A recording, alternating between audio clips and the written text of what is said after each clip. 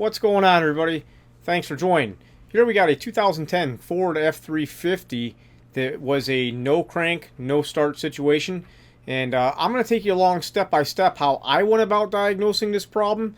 I'm all ears for other ideas and procedures and different methods, maybe come to a faster resolution. But let me know, this thing got kind of crazy or a little bit weird at the end. I'll show you and talk about that later on as we get into it. We got this plow truck, F350, find out what year it is here. Let's see, looking at a 2010 F350. Supposedly it's a crank no start or no crank and a security light on. Supposedly also, yep, there you go, we got a flashing security light. This is the first time I turn the key on. I'm in the crank position, we got nothing going on. Working on getting my laptop fired up here so I can scan it, but since that's going to take a minute, the battery was totally dead, it was cold. Let's go ahead and see what we're reading on our CAN bus, right? You guys know I'm a sucker for that. I'm going to go ahead and turn the key off, and we are looking for between 6 and 14. We should have 60 ohms. So let's see. My breakout box is in the truck. I might have to go get it, but let me see if I can use one hand to hold this thing in here. 4 and 5, 6 and 14.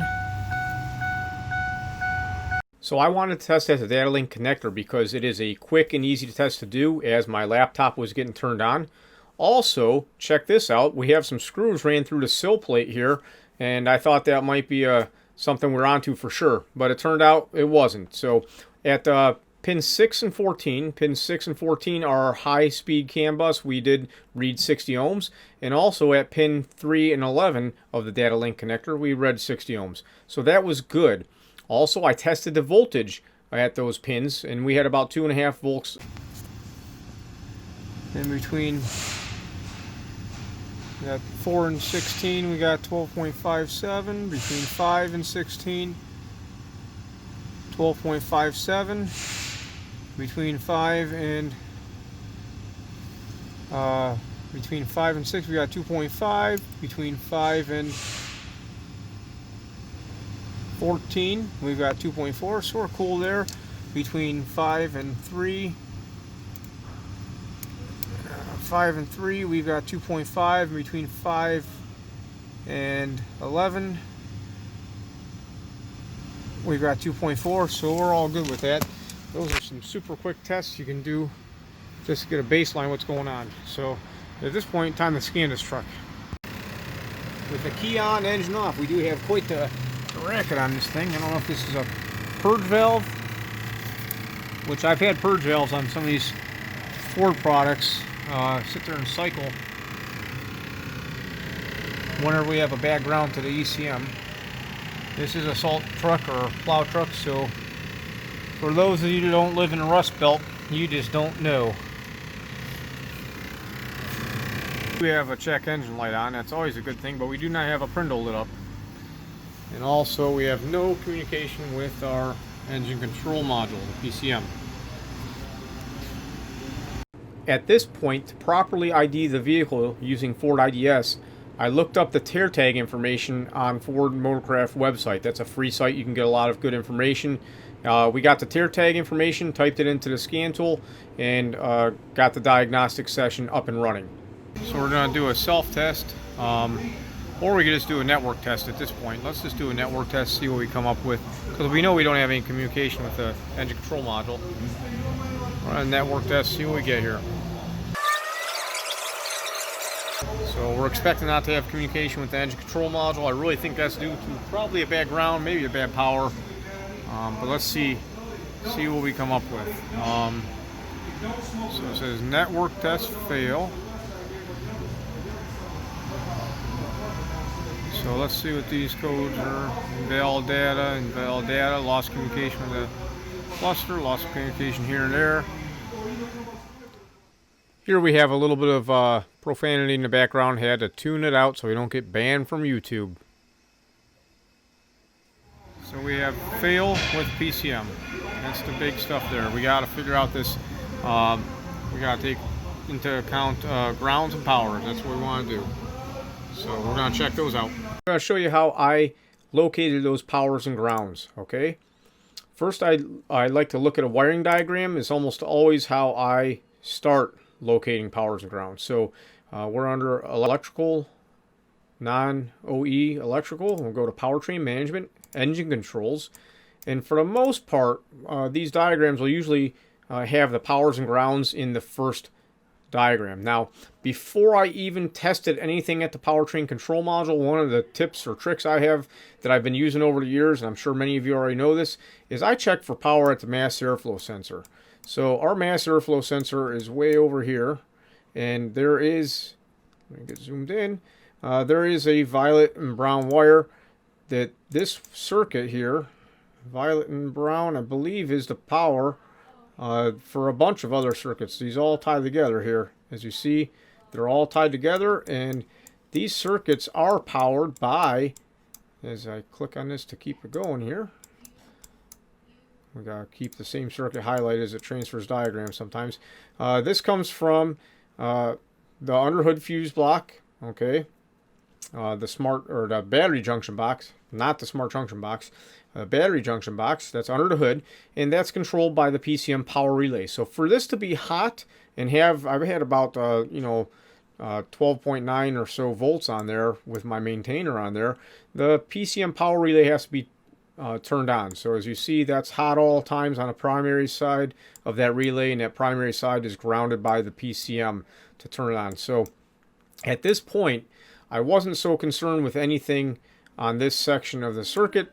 So I was really thinking we had a bad power or ground situation, and most times in my experience I usually get clickety-clackety things with bad grounds, but that's just my experience. So all these grounds are on the bottom of connector C175B, and I'll show you guys the connector end view in a second, but we don't really need to see that right now. But all these grounds tested good, about 6 millivolts on each one of these. Nothing big, nothing to worry about there. And there is one more ground that I checked here. Stop sticking there. And I checked this ground right here, which goes to G106. And this also had about 7 or 8 millivolts on it. Nothing to worry about there. Now, I will tell you that there is another power to this computer, a keep alive memory power. And that's right here. And this one had about 12.5 volts on it. So that was good. And I wanted to check my other powers, and we had about 11.5 volts over here. Now, 11.5 volts is enough to run a computer, and I was using a multimeter. I have to tell you, at this point, if I had a scope, I may have seen something on that power that I wasn't seeing, or my meter wasn't picking up. But everything was going clickety-clack. This is with a key on. We always check our systems loaded with the key on, or the load on. And I didn't see anything substantial here. At this point, I was thinking that we should go ahead and maybe even scope test the data lines. But I thought, hey, let me check one other resource first. I'll check Identifix. Now, on Identifix, one of the top 5 hits was no communication with PCM. So I checked this document just to look around using all of my resources that I have. And it says, be sure to check fuses 72 and 76 under the hood. Well, 72 is here, and 76 is here, and I know that I had good power down here, so I was thinking, what could be the use of this?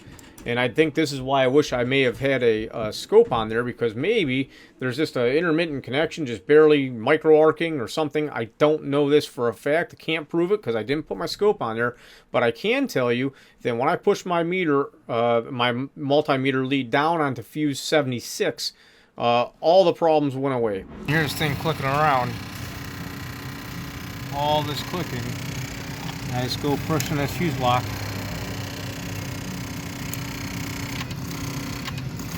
There's a bad connection right here for this fuse.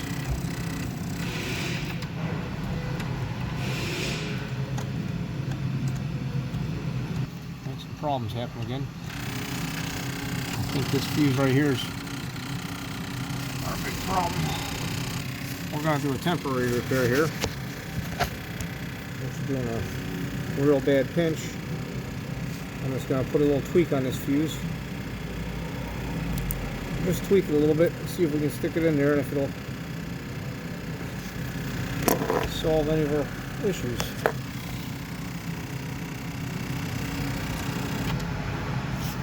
So we put it in there. Let's see if we got ourselves communication back now. So we can go here with our scanner and we can refresh this network test. And before we're failing our PCM. And as this is going to do that, let's just go see if we have a theft light that went away and the prindle back. And we have all the above, so we'll probably have ourselves a runner now. Cycle a key. I shouldn't turn that key off while I was doing my network test. Probably jacked up my results. Let's see here. Okay. Before we had a failed PCM up top. Now PCM passes. So let's see if we got ourselves a runner.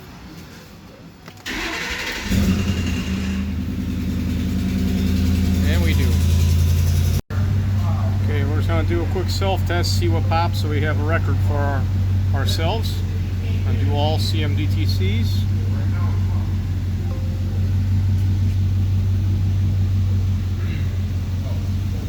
That fuse was it.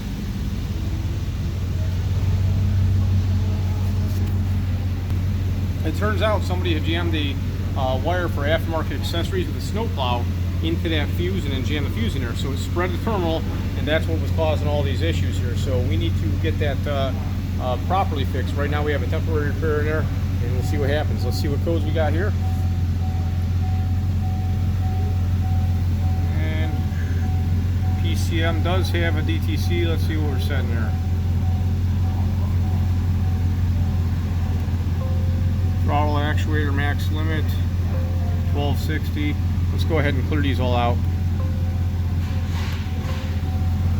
And here we are after we cleared all the DTCs and refreshed. Don't have anything related to our engine control module. We do have restraint failure, RCM, impact sensor, but we're not worried about that. We're worried about making sure PCM's here. And guys, always check for your prindle. When you don't have a prindle lit up, you know you got a dead giveaway to something going on. Hope you guys enjoyed this video. Have a great day. And for those of you that are still hanging out, you want to see how you get to connector end views, you go to diagrams, and I went to connector views, and I went to vehicle systems and connector views by number, because we already know that it's C175B is what we're after. So you click on C175B, and there is a picture of our engine control module connector, and as you can see, just so you know, 47, 48, 49, and 50 are all of our grounds, which are black and yellow, and those are all there. And there's also the other ground in terminal number 10, which is right up over here. And we also have our powers. There's a couple of powers that we're at, 35 and 36, I believe. 35 and 36, it says, even tells you which fuse it is. The keep alive memory power was terminal 45 of this connector, and that's powered by fuse 36, and that would be right up here, terminal 45 right here. So these were all the lower grounds, as I said, on the bottom of that connector. Now whenever we're testing these connectors, we always have to remember this particular diagram. This is an end view, so if you unplug it, you're looking at the end of it, but that's great for an end view, but we have to plug that thing in and be going from the other end of it, either back probing or wire pierce probing, whatever we got to do to get a good connection. We always have to test with the circuit live and loaded. The key has to be on. If I'm trying to test the powers and grounds at a PCM with the key off, well, the PCM's not loaded at all. It's not working at all. So always test with the load on. Hey, I appreciate everybody taking the time to watch this video. I hope it helps you. If you want more content like this, I see this stuff every single day. Let me know. I'll keep it coming. I appreciate everybody's support. Like, subscribe, check it out, Facebook, Hands-On Auto Training. Have a great day, everybody.